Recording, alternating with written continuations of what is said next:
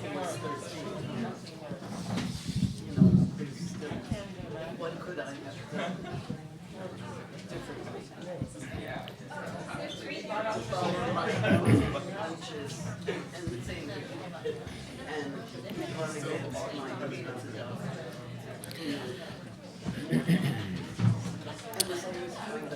Good morning to people watching through the webcast this morning. Good morning to them. Max, can you turn me down slightly in the room? I usually like it loud, but this is just a little too loud. Good morning to those watching by webcast, wherever you are. For those of you at work in roughly this time zone, may you have two windows open at once on your work computer. One is to see Janet and me, and the other is to do whatever work you're doing. Don't tell your boss. To those who are coming back from having seen Janet last night, welcome back. To members of the Kelly Writers House Fellows Seminar, you folks are great, wonderful. I think we had a good time with them yesterday afternoon, so you're terrific. Thank you for coming back. And to friends of the Writers House, members of the Penn community, and Philadelphia readers and writers who weren't here last night, welcome. What will happen now for the next hour and 5 minutes or so, hour and 7, hour and 1, something like that, will be a conversation that sometimes will be a little like an interview and mostly just a conversation we've been having now for 24 hours, excluding the sleeping time. And at some point, my questions and our conversation will open out to you. So at that point, if you have a question, this is the Writers' House, not a press conference. This is a house of conversation about writing and writers. So the host moderator expresses the ideal that it would be in line with what we've been saying so that it's a conversation that continues. However, if your question is from left field, we're not going to say no, we won't answer it. But if you have something that fits with what we've been doing, then the conversation can continue. I say that not knowing full well that we'll have to change subjects at certain times. And I believe Amaris Kachansky, who's hiding in the other room, why are you hiding? Come into this room. And Anna Strong, who has the coffee that she promised to get me, so she should come all the way into the room. No, you're shaking your head. You didn't get it?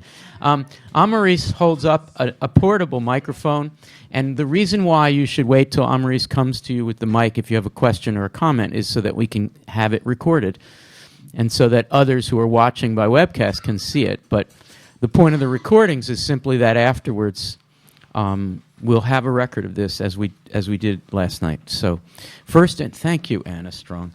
First and foremost, Anna Strong gets only very strong coffee. She's not Anna Weak, she's Anna Strong.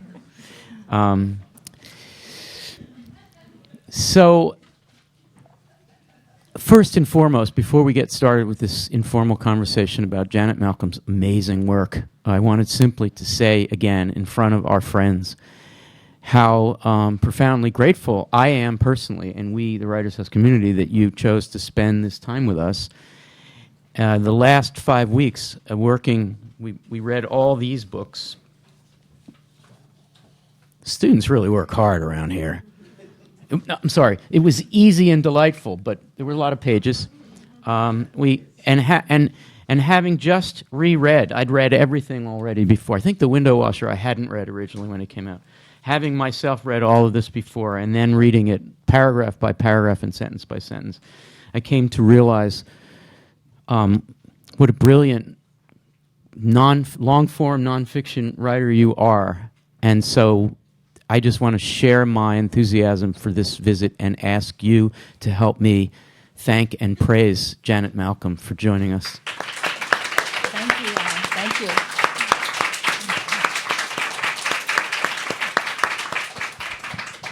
Last night, the applause both times was sustained, I think is the word. Well, you were great, Al. Oh, thank you, Janet. So I wanted to begin with last night's reading, 41 False Starts. How many of you were there? Okay, a number of you were. Great.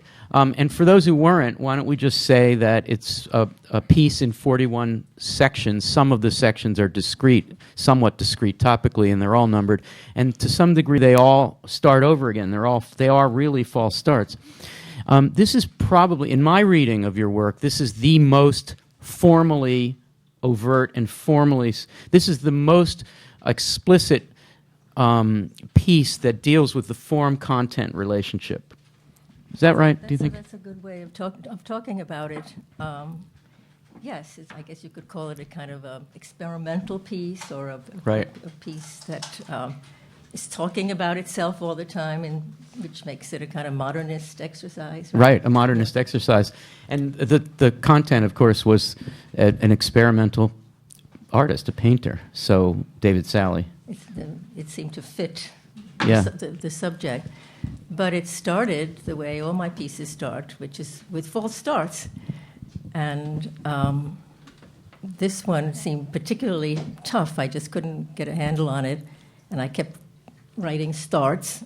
And then this conceit occurred to me that the whole piece would be false starts. Because David Sally himself is an artist of fragments. And my piece about him would be these fragments. So I started with real false starts, but then I began to write false starts.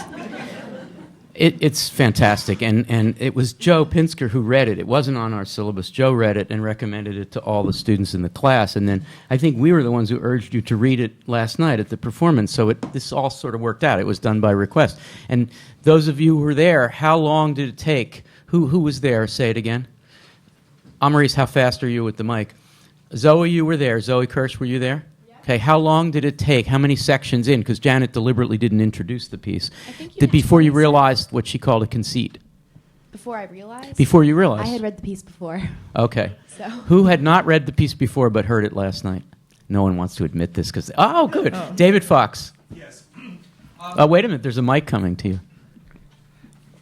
Probably 7 or 8 in, I think, is when the phrase "the artist David Sally" kept recurring. At first, I just kind of giggled about it, but then I thought, it was that. Okay, moment. That was it. Yeah. Mm-hmm.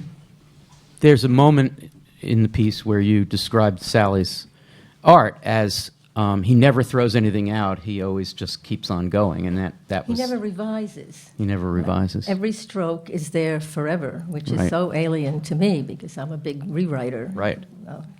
So this was a breakthrough piece for you in the sense that you were actually using false starts and not throwing things out. Yes. Yeah. I didn't think of it that way, but yes, absolutely. So now I want to ask you, to what extent in your other work, where you're not so explicitly experimental in the form, or at least it's not so explicit at the level of form, to what extent does your other work have this same idea that you want to write, at least narratively, in such a way that the content gets reflected in the way you write? Is it fair to say that there's some of that in the other work?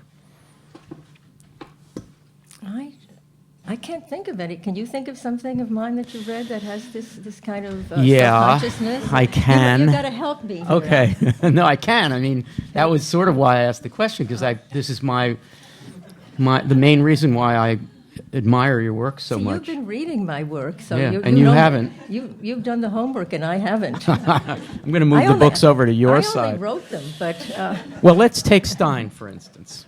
So while the book about Gertrude Stein and Alice B. Toklas is not itself Steinian at the level of the sentence, it's true that you admire Gertrude Stein because she transcribes rather than transforms thought as she writes. And it's true that your exploration, not just in that book, but in the Plath book, you're not delivering this in the sequence, having done all your reporting and interviewing and then sorting it all out so that the reader gets it in the order in which normal comprehension would take place, but you give it to us in the order of your tracking it down. Well, I learned a lot about writing, I think, from reading Gertrude Stein. Her writing didn't, and still in a way doesn't appeal to me, but you can't help somehow catching some of that purity. Yeah. She Right. is so the language is, especially in The Making of Americans, which I think I'm maybe the only person in this room to have read. Has anybody? True. Anybody read The Making of Americans all the way through? One person? Mostly? I mean, we've all read some part of The Making. But you read the whole thing? It really grabbed me. Uh-huh. So substantial. Yes, exactly. Well, I found it so substantial that I cut it into pieces. Literally. Literally, so that I could carry it around on the subway. And finally was able to read it because the book itself, as you know, is so thick, it's so daunting. Another modernist gesture of yours. Cutting a book into shards, in pieces, in order to read Gertrude Stein. Okay, so that maybe is another experimental. Yeah. Janet, in the Stein book, there's a passage that's very opaque, but because it mentions anti-Semitism, you want to explore it. You want the Stein critics whom you had befriended to help you close read it.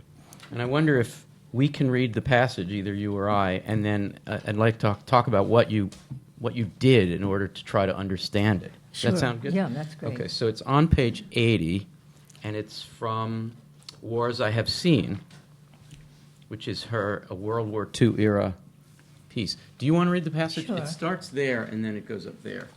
Forgive my markings and highlightings. So this was a passage, or the discussion of the Dreyfus case and anti-Semitism is abruptly interrupted in this Wars I've Seen text by a strange passage that would seem to belong to one of the experimental works rather than to the book in hand, which is written in, more or less, ordinary English. The passage goes, "He can read acacias, hands and faces. Acacias are for the goat, and the goat gives milk, very necessary these days, and hands and faces are hands and faces, and dreams when one is dancing and falls asleep are real.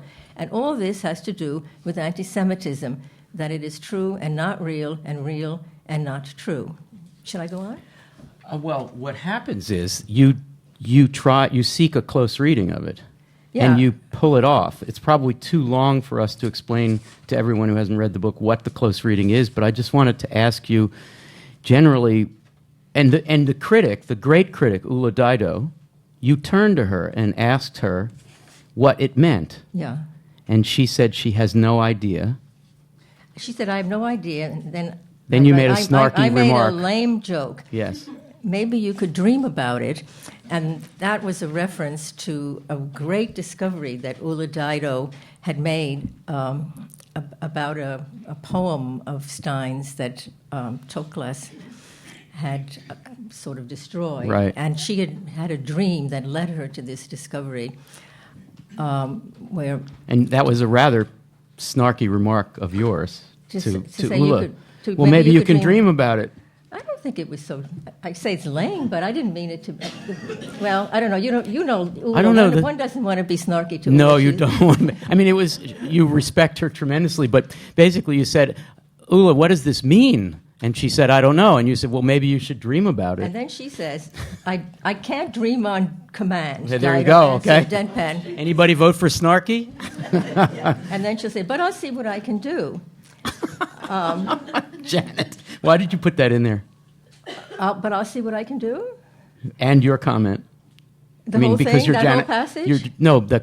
your lame joke and her response. I mean, you're Janet Malcolm, so of course you put that in there, but why?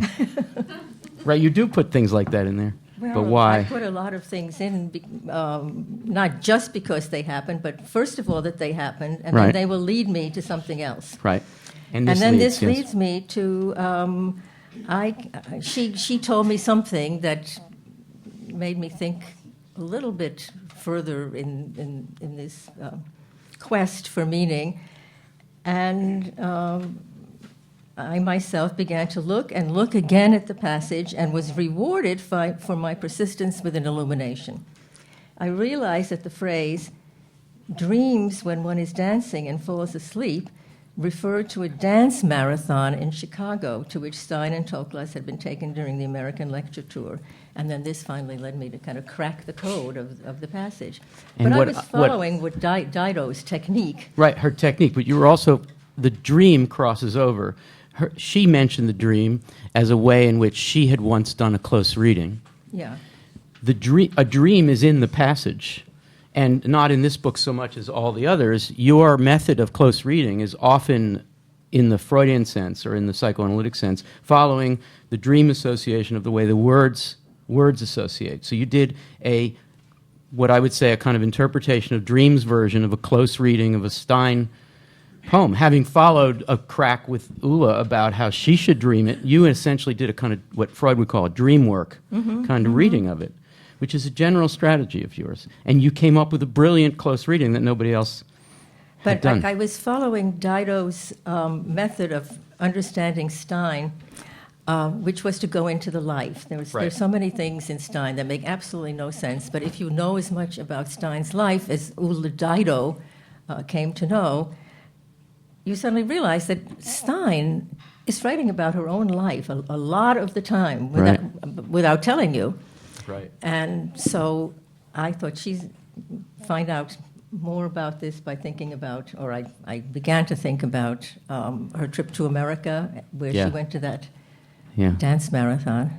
So. And the dance marathon was her vision of people. Everybody know what this reference is to the Depression-era dance marathons, where people who were in need of money, young couples in need of money, just danced hours and hours and days, and finally they were in a kind of dream state, an unreality state of standing but sleeping. And that was what she was talking about there. Yeah. That came into her mind. Yeah. She expects a lot of us, Stein does, doesn't she?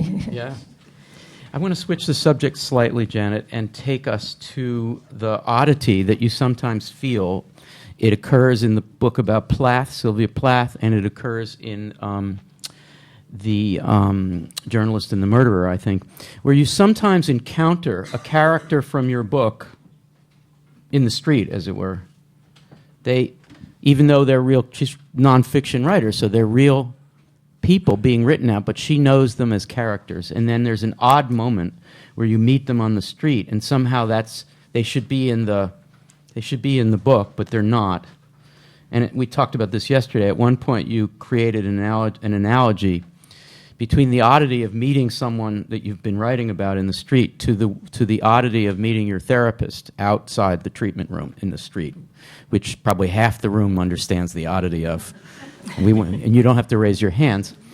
Can you talk a little more, please, about that oddity? And in a minute, I'll ask you to read a passage about that. But I'm just curious to know, in general, why that strikes you as odd. I think you're right, but why is it odd? Well, as you're talking about this, I immediately think of the problem of journalism that I write about. I mean, is this where you're going to? Yeah. That these people who become characters in what you've written, that wasn't their idea. They had their own stories to tell, and then when they read my stories about them, they're shocked. I think we all would be shocked, and a lot of people don't give interviews just because they don't want that shock. Right. But the people who do give interviews and who consent to being characters, they don't expect that their story is going to be so greatly revised by the writer. And I suppose then seeing one of these people on the street, it's maybe a chastening experience for me. Yeah. I'm not sure which passage. Well, you're I'm thinking of the passage in the Plath book. You're talking about Ted Hughes as a living person, and that's when you make when the I'm analogy. standing outside his house. Yeah, yes. yeah. Which you felt guilty about going to his house. Why? Well, there is that I felt like he hadn't invited me, and I was sort of snooping, and But that's what you do. And that's what I do. Yes. So you feel guilty And essentially about what you do. Sure, and biographers, I guess, feel less guilty because I don't know. Biographers are funny. They somehow feel they're bestowing some kind of a favor on the person they're writing about, and the person isn't there to correct this delusion. And Joe McGinnis, who is himself an interviewer, of course, was suddenly a subject. And you begin this book, The Journalist and the Murderer, by talking about your interviews with Joe McGinnis, in which you thought he was going to play interviewer to interviewer, peer to peer, professional to professional, but he slipped immediately into the role of the subject, and you were somewhat surprised by that and disappointed.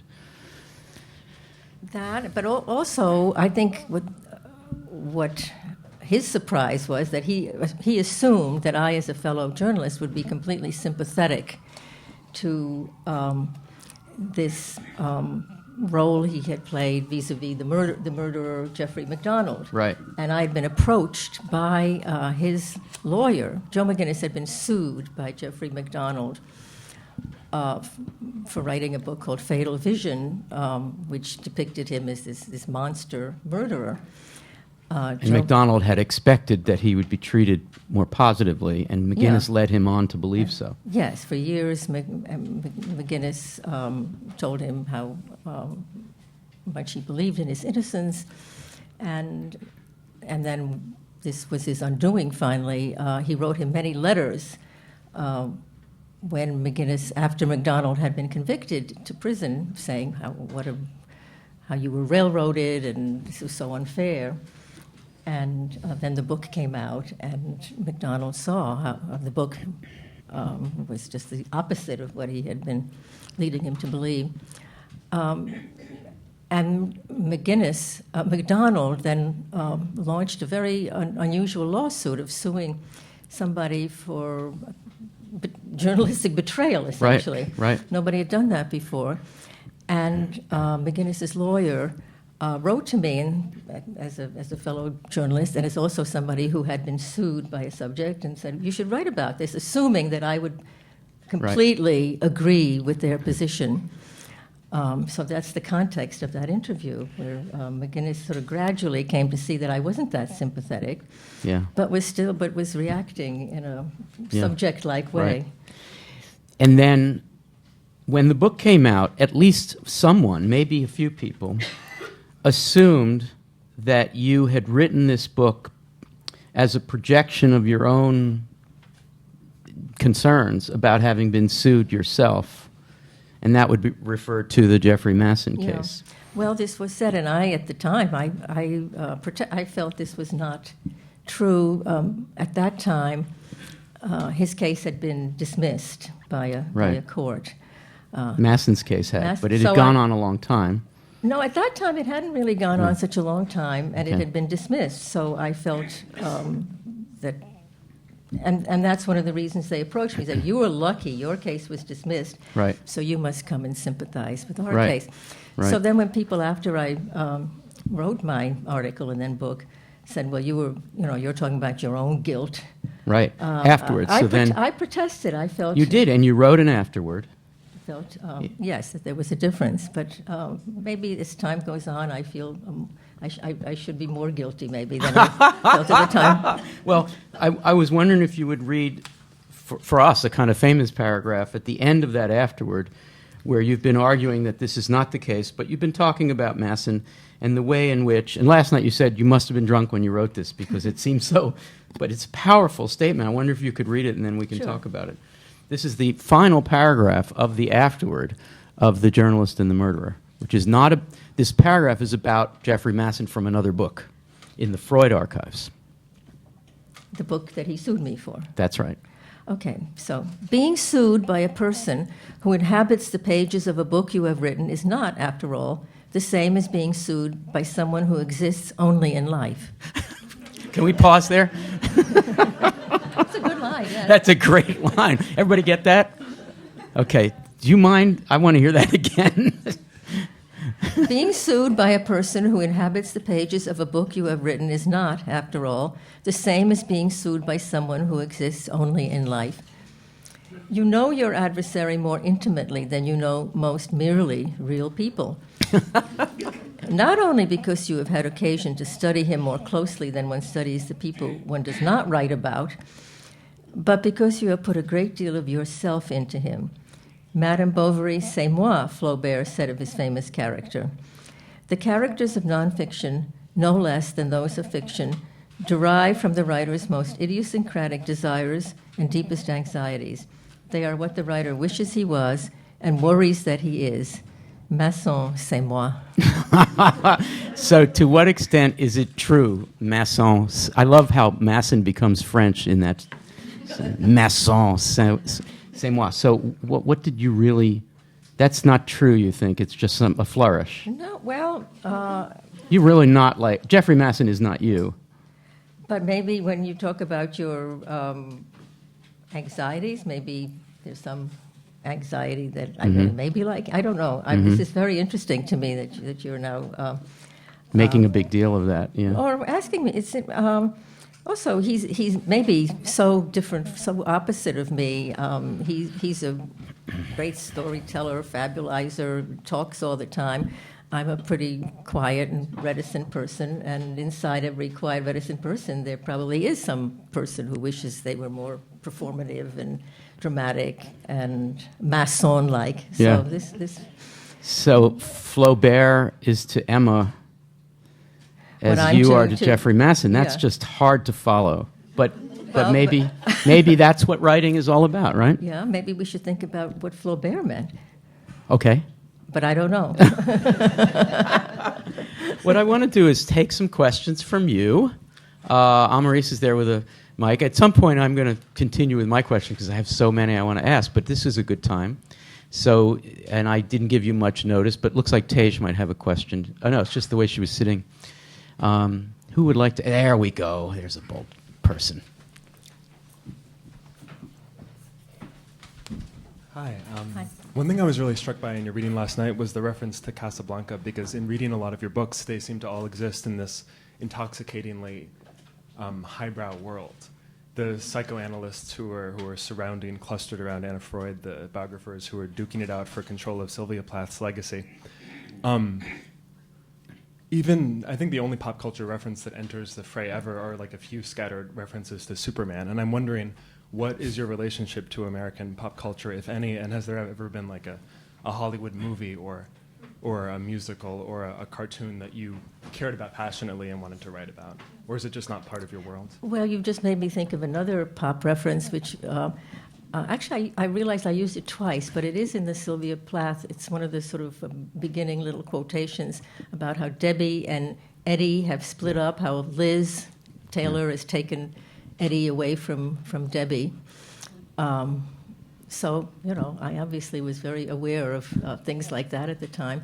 I guess my relationship to pop culture is pretty kind of like anybody else's. I know about some of these celebrities. Maybe I know less about today's celebrities than I knew about the celebrities when Eddie and Debbie were around. But could you talk? What are you really asking me? She's a good interviewer. Watch out. I think it's probably just coming from a certain generation. It seems inconceivable that someone could write 150 pages without making some sort of reference to low culture. Mm-hmm. It seems as if you lived in a sort of rarefied world of culture that maybe no longer exists or is no longer possible to live in, because I feel like from the moment I was born, I was sort of infused and drenched with these sort of earmarks. And people of my generation have talked about this, like you experience like Flaubert or Proust. You see like the Hey Arnold parody when you're 5 before you read the actual thing, or you see like the Looney Tunes parody, and that doesn't seem to be true for you, at least from the way you write. And I wondered if part of it was coming to America when you were 5 and knowing no English and feeling that sort of disconnect from American culture. And I wanted to know if that was true. Well, that's so interesting to me. This kind of justifies me more than ever for coming here and finding out what young people are thinking. This is really gives me a lot to think about. I wouldn't say it was because I was a little immigrant girl trying to assimilate and trying to show how cultured I was. I think that was sort of your little bit of your thought there. But I think certainly probably there was more of a disconnect between what was called high culture and low culture. When you came of age. When I came of age. But if I may ask you one more question, are there other writers, say, who write at the New Yorker and of my generation that do more with popular culture than I do? I mean, do I stick out to you from writers like, say, Ian Fraser or Joseph Mitchell, who was of an even older generation? Well, of course, Sandy Fraser's constantly referring to silly advertisements in television shows. You know, But that's his funny. That's his those are thing. funny That's pieces. his thing. But I mean, yeah. in his long pieces, like in his book about No. Siberia. No. Well, I guess who I was thinking of, and she's really more of an aberration than the norm in the New Yorker, is Pauline Kael. One critic said of her that it was like opening, when you saw her in the New Yorker, you were opening a medicine cabinet and finding a hamburger. And That's great. One thing that really made me think about it, though, was this quote from Barbara Rose. And Barbara Rose is sort of this wild villain in the Ingrid Sishi piece, I think it's pronounced, where she talks about how we were literary people, academic literary people. We didn't watch television. There wasn't this horrible leveling where everything is as important as everything else. We felt that we had to make a distinction between Mickey Mouse and Henry James. And of course, you write about Henry James all the time, but you never write about Mickey Mouse. And you never really give your take on Barbara Rose. And I was fascinated to know what you thought of her. You just sort of quote her and move on. I thought that was dreadful, actually. Yeah. I mean, so snotty, right? And Yeah. I hoped that looked as the way it is. It did. She seemed like a villain. So I feel a little chastened by your thinking that I'm so highbrow. Well, in your first, I mean, maybe one of your, I'm sorry for taking up time. I looked back at your New Republic reviews, and your first review in 1956 is this sort of drippingly sarcastic dismissal of the Elvis movie "Love Me Tender," which it was a parody, right? Yeah. I was writing in the You style, remember this in the piece? style of Elvis. Sure, it was the first piece I published, and I'm amazed that you should have dug it up and read it. But She said it was a parody. But you're right. You know, I've now since seen films of Elvis, which I've loved. So that was kind of knee-jerk, kind of knocking Elvis. I agree with you. Yeah. Thank you for that series of questions and for taking so seriously Janet's visit to be reading all that stuff. Speaking of... we have Meredith has a question. Hi. So I've taught The Journalist and the Murderer in my creative nonfiction classes probably dozens of times, and it's one of my favorite books addressing some really important questions about the ethics of reporting. How does it begin? Do you remember? The first word Sorry, is, I didn't the mean to first put you word on the is spot. every. Yeah. So, yeah. Sorry, I really didn't mean to put you on the spot. Usually I know this. No, but no, I it's have a it's microphone in my hand right now. Every journalist who is not too stupid or too full of himself to notice what is going on knows that what he does is morally indefensible. That's the first line. It's such a fabulous first That's line. amazing. And first I think my students just fall over when they read that line because it's so bold.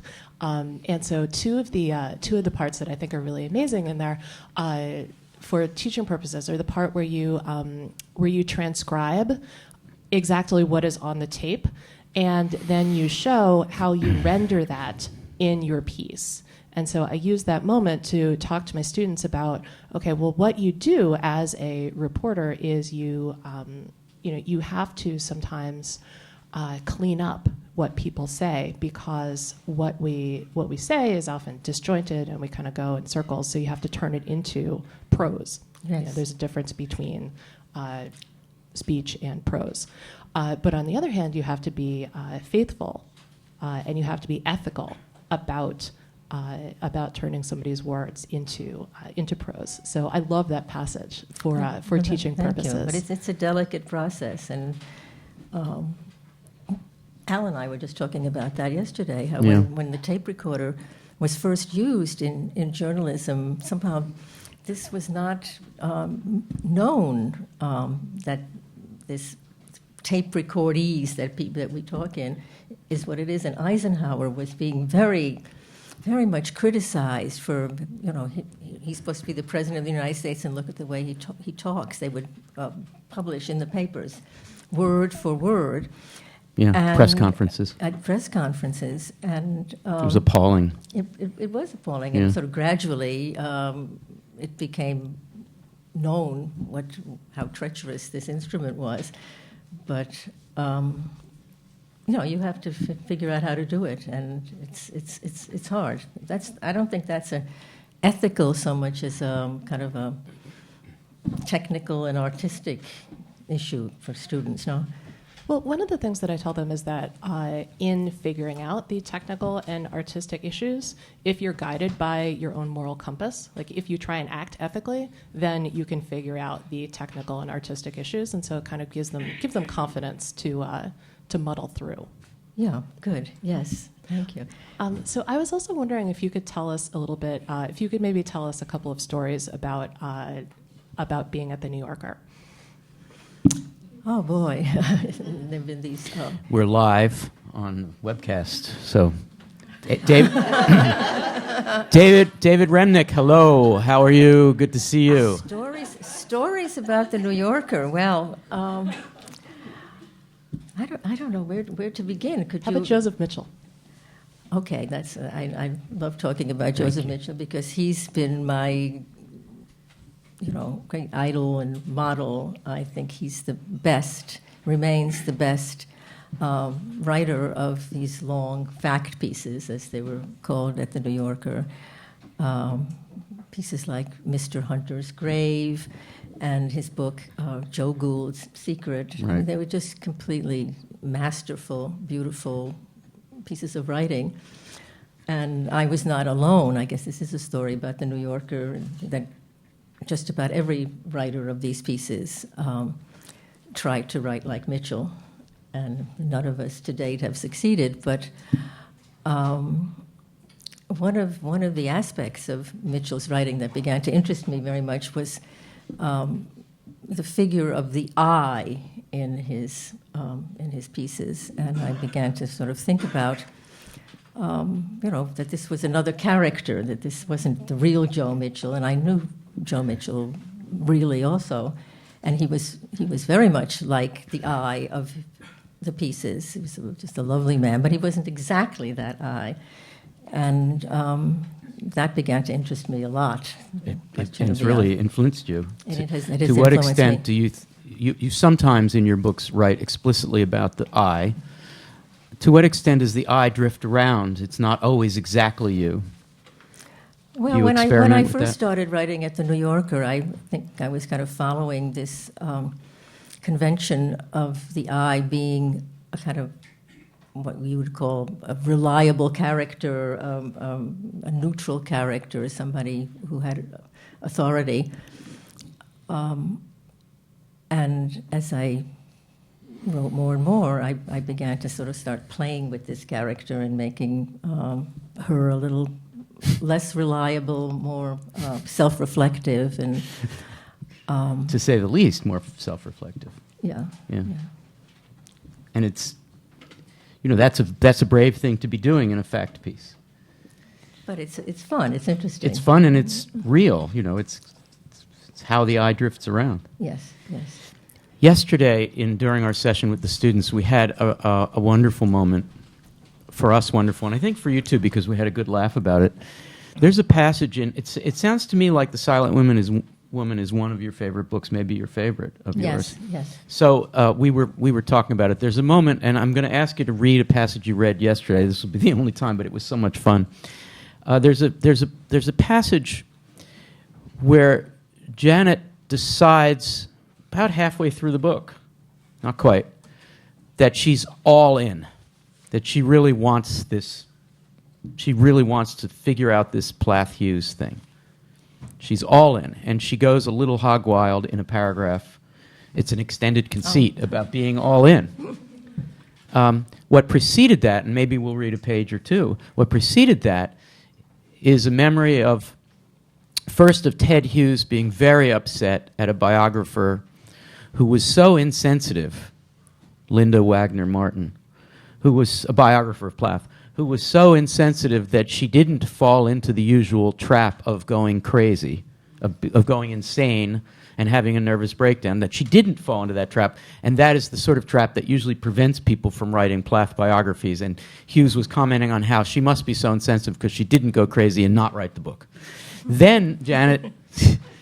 Goes crazy? Is that... Then, no. No, I think you did a little bit at the end. But Yeah. Then Janet refers to Olwen Hughes, who is Sylvia's sister-in-law, Ted's sister, who's a very difficult person and who complained bitterly about how these biographers keep treating these people in real life who are really lived as characters, as if in a novel. And the phrase is bad novel. And then Janet has this paragraph, which we decided yesterday is sort of right at, it's like a B novel. So I wondered if, so there's a perfect example of the writer enacting the form as the content. I wonder if we could read that and then talk a little bit about Sure. it. I don't know where you want to start, maybe there or there. So should I just read where you have already said that, Yeah, that sounds good. or how about just when Bitter Fame appeared? But then they'll need, Oh, okay. give them the context of the bad novel. Okay, Alwyn Hughes, in a letter that appeared in the New York Review of Books on September 30th, 1976, written in response to a review of 3 books about Plath, Alwyn Hughes complains that the reviewer, Carl Miller, quote, treats Sylvia Plath's family as though they are characters in some work of fiction. She says further, it is almost as though, writing about Sylvia, some of whose work seems to take cruel and poetically licensed aim at those nearest to her, journalists feel free to do the same. End of Alwyn's quote. Of course they do. The freedom to be cruel is one of journalism's uncontested privileges, and the rendering of subjects as if they were characters in bad novels is one of its widely accepted conventions. In Mrs. Plath, Ted Hughes, and Alwyn Hughes, journalism found and continues to find 3 exceptionally alluring targets for its sadism and reductionism. And now this is the piece. When Bitter Fame appeared and raised the stakes of the game, I decided to become a player. Like all the players at the table, I have felt anxious and oppressed by the game. It is being played in a room so dark and gloomy that one has a hard time seeing one's hand and one is apt to make mistakes. The air in the room is bad. It is the same air that has been breathed there for many years. The windows are grimy and jammed shut. The old servant's hands shake as he brings watery drinks. Through a door, one sees an open coffin surrounded by candles. A small old woman sits in a straight-backed chair reading a manual of stenography. A very tall man with graying hair, dressed in black, comes through the doorway, having to duck his head, and stands watching the players. The door to the street suddenly opens, and a tall woman bursts in. She whispers something into the tall man's ear. He shrugs and returns to the room with the coffin. She looks after him, then gives the card table a malevolent little shake so that drinks spill and cards scatter and leave, slamming the door. I look at my cards and call the bet.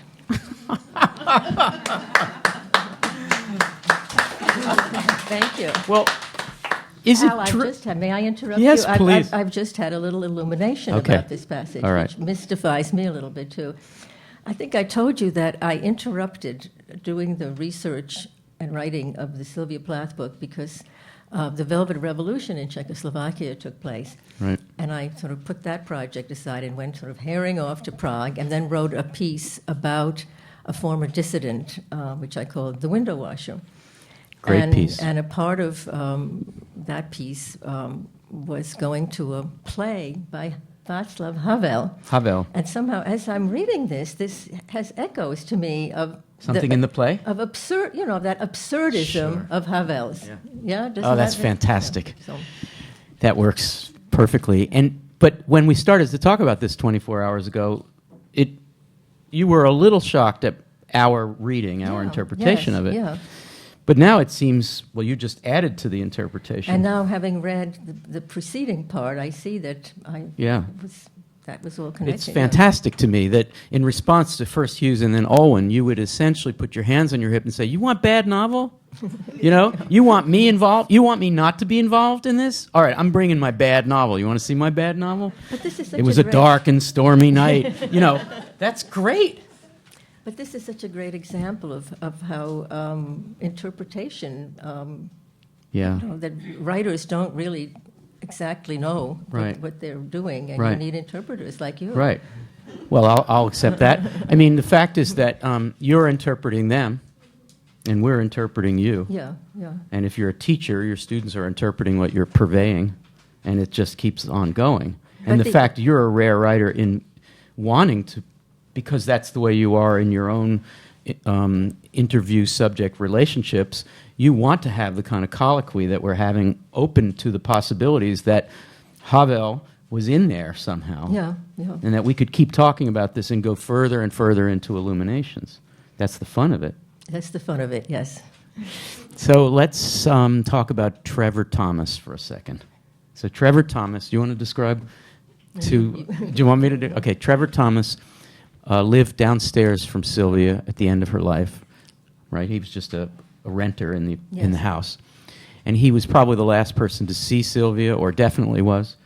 And he interacted with her a couple of times, and after her suicide, he became one of the people. He was a witness.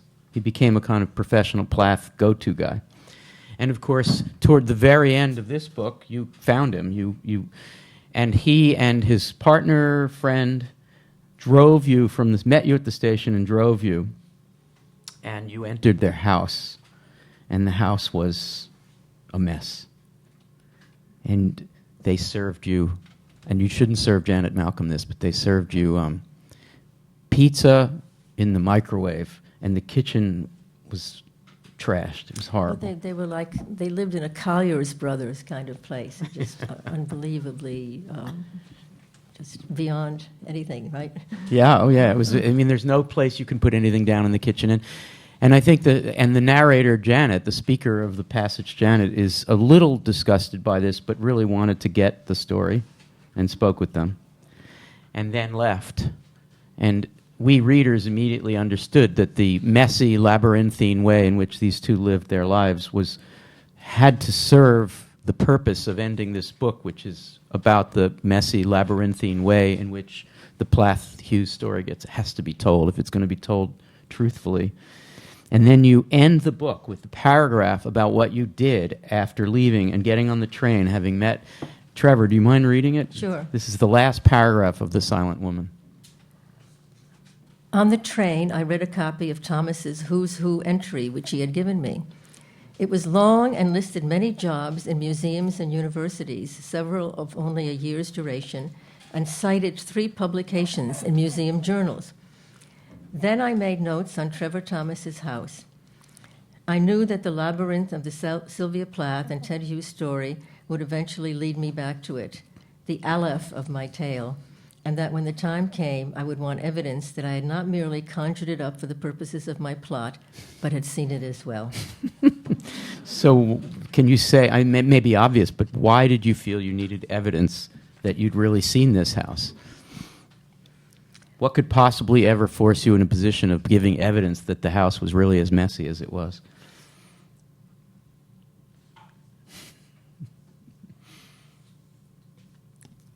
No, I'm not. I'll ask the question again. I'm really a little lost here. What are you asking So me? you're on the train, and Yeah. you've just left this very messy house, and you knew it would be a good conceit it would be a great way to end your book. It would Yeah. become a symbol of the Plath Hughes story. It's so messy. And so you felt you needed to write notes on the surroundings of the house, not just what you had recorded on the tape recorder. And it's funny. You're there saying you needed to have evidence because you really did see this and weren't making it up.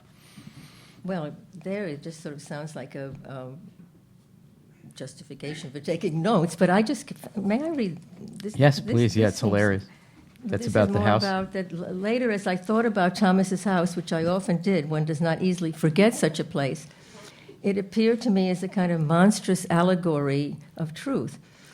This is the way things are, the place says. This is unmediated actuality in all its multiplicity, randomness, inconsistency, redundancy, authenticity. Yes.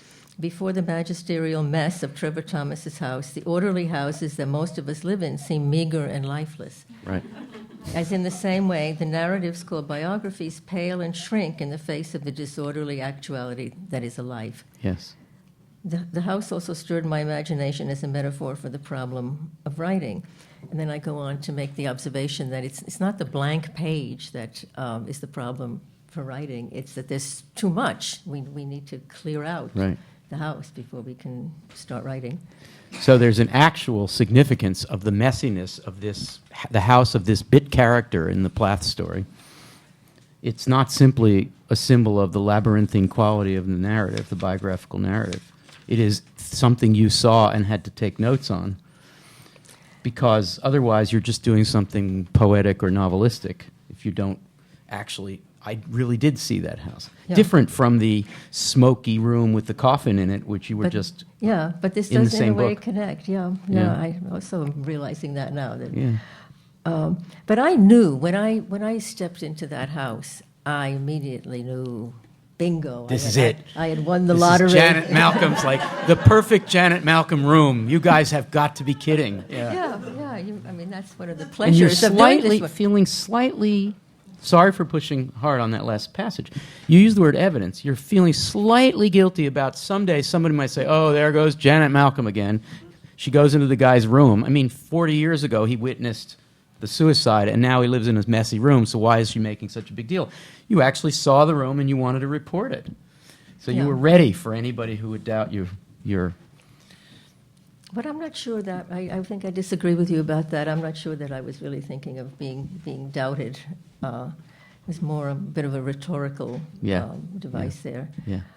But I do remember the great pleasure I felt, as well as the revulsion when I walked into that house Yeah.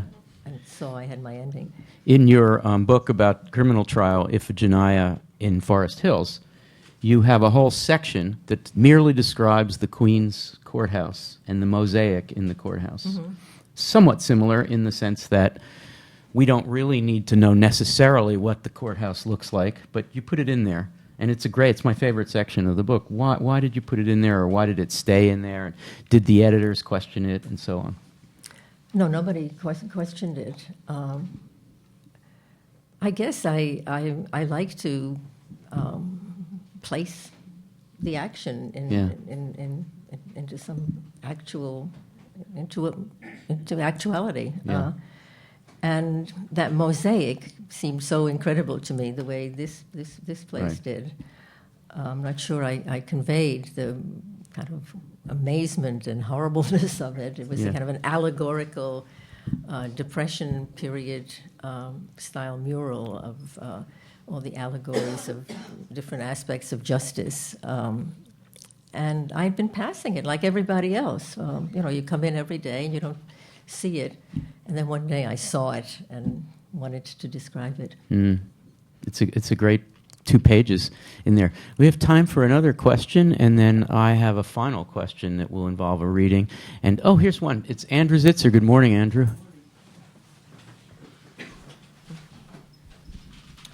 One of the things that I noticed about several of your books is that they're built around duos of characters. So there's, Toklas and Stein, there's McDonnell and McGinnis, et cetera, et cetera. And I was wondering if there's some advantage that you perceive in writing stories about characters that work together but kind of conflict off of one another, and if there's some sort of benefit of comparison that duo structure gives you. That's a very good observation, and it's true. And I guess we are a kind of dualistic culture, aren't we? And it's a very there's a lot of payoff from this structure. I guess I can only say I agree with you that it's there and that it's helpful for writing. And I'm surely not the only writer to work with pairs and with this trial, for instance, is an example of dualism of two sides. So that's there. Yes, thank you. And it's a great question, and indeed, because of your general interest in psychoanalysis, and you're interested in relationships and how the relationship of the partnership, husband and wife, or wife and wife in the case of Toklas, and your interest in the relationship of the journalist and the subject, your relationship of the analyst and the patient. And there's lots of twos, and I think relationship, which some of my students used in their papers about you, in their one-pagers about you as we were reading, always referred to the idea of the relationship as fundamental in exploration of that. Yeah, this is very, very helpful. I mean, it's like the critic makes the writer's unconscious conscious, right? Yeah, at best, yeah. I have time for one more question and then my last question. We have one right up front, Maurice. Thanks. Yeah, wait till the mic comes. You sort of hinted at talking about your process, and I was just wondering, just very basically, is it a situation where you just start at the beginning, you sit down to write, and you have a sense of where you need to begin, or what is your writing process like? Well, I usually start at the beginning and end up not writing a story chronologically. But as the false starts piece showed, there's so many ways of skinning the cat, and I don't think I've ever written anything that I just sat down and wrote from beginning to end. I wish I could, but it doesn't work that way. It's a very kind of messy process. Yeah. Thanks for the Thank question. you. Janet, I want to conclude. one more question? Yes, do we have one? Beth? Great. You were mentioning earlier when we were talking that you are also exploring visual arts right now, and I wondered about when you started to talk about duality and visual arts and whether there's, when you're at work with paper and not thinking about language, whether this idea of duality also plays a role in your creative process. It's a very, very interesting question. I certainly find I make the visual art that I make is collage, which is you could make parallels to that in my writing, and particularly that David Sally piece certainly was a collage. Collage. But I would say that the collages I make, I can't think of, well, the only thing I can think of is there was a section of the 41 false starts piece Right. that I didn't read last night. The piece was too long, so I had to abbreviate it, and I skipped several sections. And one section, if I have time to tell about Yeah, it, please. was where David Sally was showing collages, and I've been doing collages in a kind of idle way. And one day I brought some of my collages to him and asked him what he thought of them, and he was sort of hesitant. He said, "I don't want to tell you what I think of it. I don't want to be mean." And Guess he told you there, yeah. so he told me there. But it was a nice scene, and I ended this section with this sort of observation that actually, even though I sort of pretended that I just wanted to, know what he would say about collage, I had really had some fantasy that he would say, "What a great artist you are," and But I did kind of push him a little bit and say, "Well, what is the matter? What's wrong?" And he told me something that I feel was kind of pivotal in my going on with this, and now I do it much better than I did then. He said, "You don't have enough black in there. You've got to put black in." And with that little clue, and that's where dualism comes in, the dark and the light. And I started using black, and now I think my collages are really a lot better. So. Thank you for the question. Thanks, Beth. Janet, I want to conclude by talking about the window washer. You mentioned it earlier. It's my favorite of your pieces. To me, the most powerful piece. And I was moved to tears by reading it. Maybe the second time I read it, I was moved to tears at a certain point. You go back to Prague at the time of the Velvet Revolution, and you meet a distant relative, Daniel Kummerman, and at some point in your many days of conversations with him, you talk about what each of you knows or knew about the Holocaust at a certain time. Kummerman was born after the war, so he wouldn't have any kind of first-hand memory. But you would, though, because you would have memory of leaving at 5, Yeah. barely. And you ask him about it, and then he asks you about it. What did you know? And you say very briefly this. On some level, I felt I had always known about it. And then you turn it back on him. What about you? And he talks.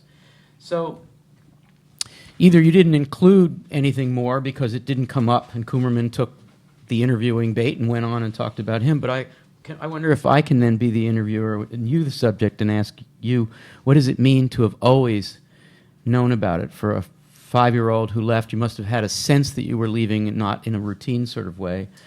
Or anyway, while you lived in New York, you went to New York? Yes. For the next bunch of years as you grew up, you must have known something about it. And so I wonder what you meant by, I've always known something about I it. think there was probably because, children overhear a great deal, so there'd be Yeah. things that I overheard Yeah. that I don't remember now as a small child. And then, Right. of course, there were the term concentration camp was Yes. somehow, during the war, that was a term that, You sort of knew it might have had something to do with you had you not left. well, I knew that, but that was sort of, the horror was kind of, I don't think anybody knew about the extermination camps then, but we knew there were concentration camps. Mhm.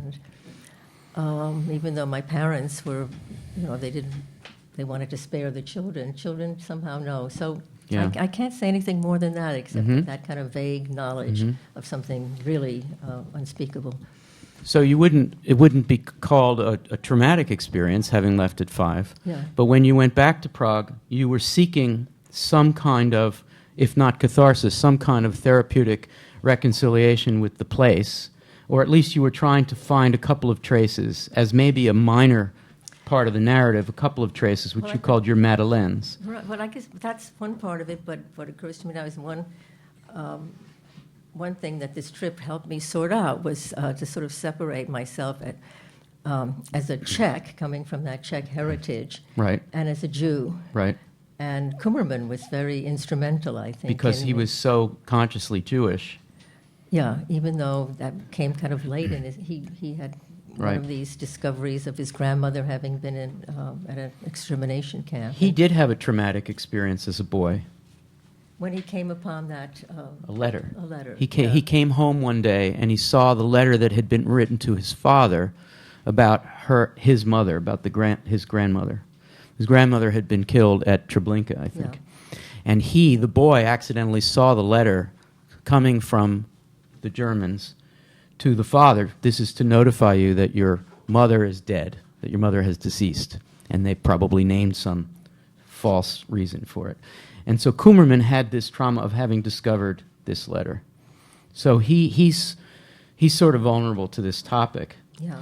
Your Madeleines were really not so much about the Holocaust as about a city that was yours, with a culture and a language that was yours, that had been taken from you or removed so early. And then the two were the taste of the ice cream from the old days and well, the I was apartment. expecting it, but it never came. Right. Nor did the apartment yield any kind of feeling of that I'd, really come back to something important. But as I wrote, looking at a map and seeing the name of a city called Domažlice took me to a little folk song. Accidentally. Accidentally, that I learned from my parents growing up in New York, and it reminded me of how my family had been very seeped in Czech culture. Right. I grew up in more of a Czech than a Jewish family, Right. which kind of goes back to when the Czech Republic was formed, and Czech Jews kind of made a choice of whether they would be German Jews or Czech Jews. And my family were Czech Jews. Right. And the little ditty that you remembered is a nonsense song that's partly about the name of a city in German and the name of a city in Czech. Yeah. That's another very good duality. Yeah. Yeah. So and the ditty, the little song, in the end, in a nonsense way, prefers the Czech name. And this unleashes the catharsis that you didn't get when you deliberately tried to find the ice cream, but it didn't taste the same, or go to the apartment, but it didn't have anything in it that you remembered. No. And I wondered if we could conclude today by asking you to read the 2 pages where you come upon accidentally that it's through language, the name of that Czech town, and then your meditation afterwards. Right. And forgive me again for all the markings. I got a little crazy here. You might want to start right there.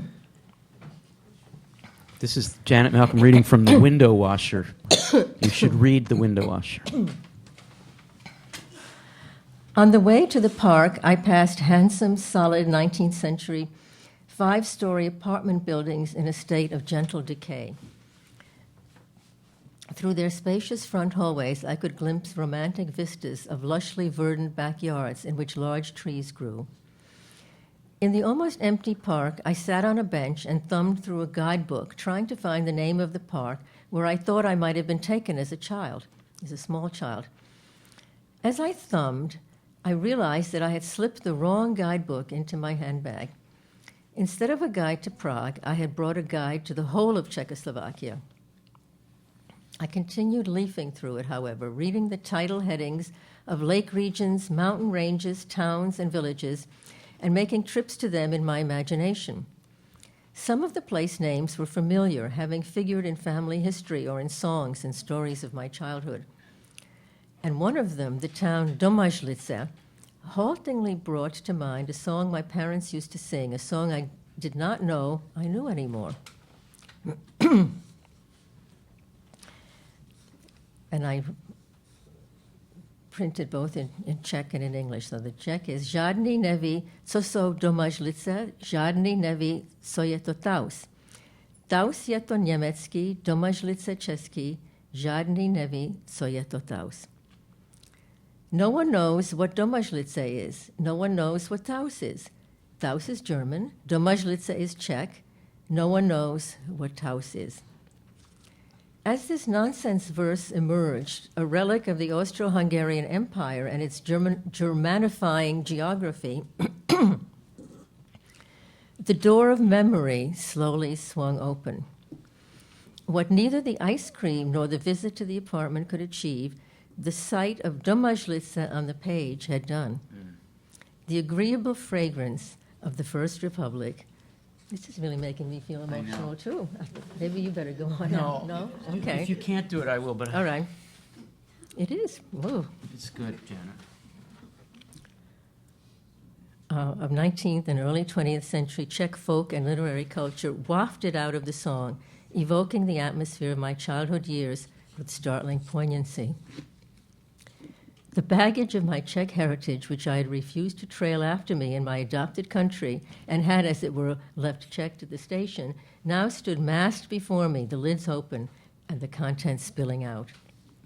Songs, stories, legends, jokes, anecdotes, reminiscences, poems, images came to me in a nostalgic rush. The indirection and playfulness of the Czech mind, with its distinctive vocabulary of tenderness, the qualities that have so endeared Czechs to foreigners and caused them to be regarded as the Minoans of Central Europe, were present to me as perhaps they had never been present before. The Czech part of my identity, which had always lain below the surface of my real life as an American child, an American adult, and had affected it in subtle but palpable ways, now appeared to me with moving vividness. I rifled through the trunks with delight and affection and gratitude. My Jewishness was something else, a different order of influence, occupying a darker, less accessible region of my psyche. Like Kummerman's father, my parents fearfully played down the fact that we were Jewish. Only as an adult did I, again like Kummerman, claim my Jewish identity and form my sense of myself as a Jew, although unlike Kummerman, I had not become a religious one. As I interrogated Kummerman about his life under the old and the new orders, my mind was never entirely removed from a period of time, years before he was born, for whose horrors a string of place names has provided a kind of necessary, inadequate metonymy. Auschwitz, Dachau, Treblinka, Bergen-Belsen, Buchenwald, Theresienstadt, Ravensbrück. The Czechs, like the Hungarians, the Poles, the Romanians, the French, the Dutch, like everyone but the Danes, had not saved their Jews. Even my joy in the Velvet Revolution had ultimately been tempered by my spared Jews' awareness of this fact, by my need to keep the beguiling Czechs at a certain distance, lest the memory of the 6 million be dulled. The thorny, argumentative, emotionally closed Cumberman provided me with my defense against the danger. Janet Malcolm.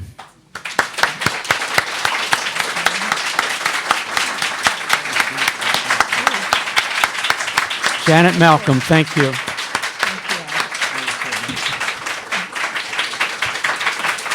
Janet Malcolm.